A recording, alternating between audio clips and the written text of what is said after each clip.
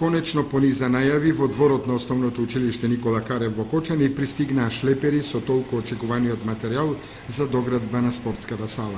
Пристигнаа од странство панел плочите со кои веќе на некој начин ќе се заобиколи онај финалниот дел и се надеваме дека во најскоро време према динамиката и према сите тие работи, затоа што се овие панел плочи требаше да бидат донесени од странство, значи од Солун, од пристаништето од Грција, значи 4-5 камиони денеска пристигна. Еве на лице место сами гледате дека веќе се растоварат камионите, веќе стигнати и кровот и се надеваме за едно 15-20 на дена према динамиката дека целиот овој дел ќе биде заобиколен, ќе биде покриен и кровот и овие панел плочите од страната ќе бидат наместени. Према нивната динамика точно дека имаше заостанување, али од објективни причини, затоа што дел од материјалите требаше да бидат увезени од странство.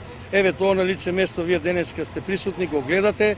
Се надеваме и другите работи кои ќе се затвори салата и внатрешниот дел ќе има многу малку работа што треба да се заврши. Во проектот изградба на 145 училишни сали, позади нас е сала од 1300 метри квадратни.